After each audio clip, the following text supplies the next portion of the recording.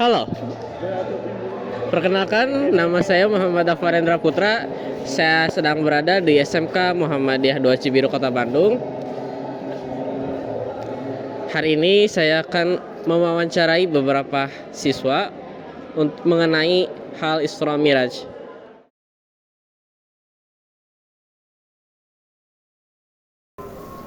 Oke, Isra Miraj ya.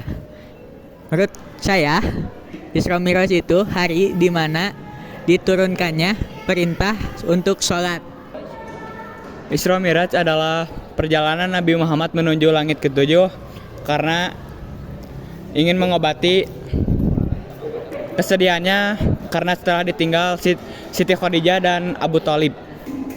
Isra Miraj itu perjalanan dari Nabi Muhammad SAW pada malam hari dari Masjidil Haram ke Masjidil Aqsa, lalu naik ke Sidratul Muntaha. Kalau Isra yaitu Nabi Muhammad diberangkatkan oleh Allah Subhanahu wa taala ke Masjidil Haram hingga Masjidil Aqsa. Dan Mi'raj yaitu perjalanan Rasulullah SAW dari bawah menembus ke langit ketujuh dan terakhir di Sidratul Muntaha. Seperti itu.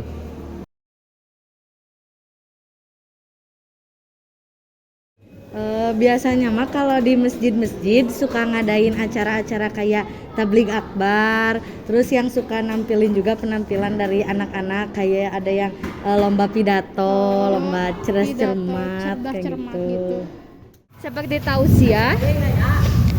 tausiah lalu ada qasidahan, ya seperti acara-acara lainnya ketika Rasulullah lahir dan seperti itu. Kalau kita mau ambil dulu ada dalam Al-Qur'annya, Quran surat Al-Isra ayat 1, A'udzubillahi minasyaitonirrajim. Subhanallazi asra bi'abdihi lailam minal masjidil harami ilal masjidil aqsa. Allazi barakna haulahu linuriyahu min ayatina. Innahu huwas sami'ul basir. Di ayat ini dijelaskan tentang satu peristiwa yang sangat luar biasa, unik dalam sejarah, ya, yaitu peristiwa perjalanan Nabi Rasulullah SAW yang Allah berangkatkan, Allah perjalankan dalam hanya waktu satu malam, dimulai dari Masjidil Haram yang ada di Mekah itu sampai ke Masjidil Aqsa terlebih dahulu yang ada di bumi Palestina.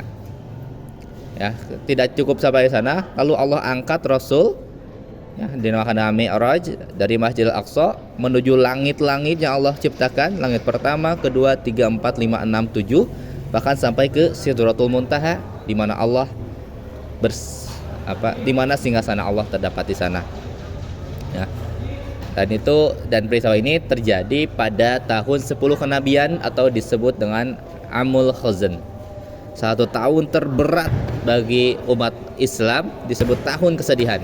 Saat itu kita pahami konteksnya dulu, ya. Rasulullah ditinggalkan dua orang yang paling dicintainya dan yang paling besar kontribusi dalam hidupnya, yaitu istrinya Khadijah radhiyallahu anha dan juga pamannya Abu Thalib.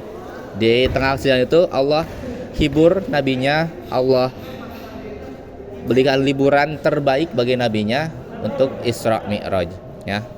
Allah masukkan banyak sekali kisah-kisah, banyak sekali bertemu dengan orang-orang terdahulu, para nabi-nabi Allah terdahulu, ya, yang berjuang perjuangan yang sama, pernah mengalami berat yang sama untuk berjuang sehingga Rasul menguatkan kembali Rasul dalam berdakwah. Dan yang tidak kalah penting, satu hadiah paling spesial yang diturunkan oleh Allah kepada umat manusia sepanjang zaman, yaitu adalah perintah untuk melaksanakan sholat 5 waktu, ya, karena tidak pernah sekalipun turun di zaman ataupun di masa Nabi sebelum-sebelumnya. Hanya inilah yang pertama kali Allah turunkan perintah sholat 5 waktu. Untuk apa? Ya, inilah sarana yang disediakan oleh Allah Subhanahu wa taala bagi hamba-hambanya yang sedang dalam kesedihan, yang sedang dalam kesusahan, ya, yang sedang butuh pertolongan, untuk menghadap untuk bertemu langsung dengan Allah melalui sholat 5 waktu ini. Jadi kita sebagai umat muslim yang hari ini, yang mungkin kita pun sering gitu mengikuti peringatan Isra Mi'raj setiap tahunnya di tanggal 27 Rajab, ya harusnya kita memperhatikan lah konteks sejarah ini dan mengambil pelajaran darinya. Jangan sampai sholat 5 waktu yang diturunkan oleh Allah Subhanahu wa Ta'ala sebagai rahmat bagi umat kita, bagi umat Islam ini, yang ditunjukkan untuk menguatkan kita, untuk menyatukan kita, malah jadi bahan pepecah belahan kita, ya. Mungkin hanya perbedaan sedikit, ikhtilaf yang sebetulnya juga ada dasarnya, bisa didiskusikan dengan baik, ya, tidak perlu jadikan bahan untuk berpecah belah. Justru jadikan sholat ini, sholat yang 5 waktu itu, sholat yang berjamaah di masjid itu sebagai cara kita untuk bersatu, ya, siapapun itu, dari golongan manapun itu, dari suku manapun itu, kita bersatu ketika sholat, ya. Tidak ada yang tua dan muda, tidak ada yang kaya yang miskin, yang pintar yang tidak pintar, semuanya satu, ingin sama-sama mendapatkan ridho dan keberkahan dari Allah Subhanahu wa Ta'ala, ya. Dengan sholat itulah kita akan mencapai Allah, dengan sholat itulah kita akan mendapatkan apa juga yang Rasul kita pernah dapatkan, ya. Insya Allah kalau kita berjuang dan berusaha, itu semua bisa kita capai. Jadi sekali lagi, pelajaran sholat 5 waktu itu sangat amat mahal harganya, ya, sangat amat mahal harganya. Jangan sampai kita menganggapnya sebagai barang yang murahan, dan jadikan itu sebagai alat pemersatu kita, umat Islam siapapun kita, ya. Terima kasih untuk anak-anakku, ingat yang tadi.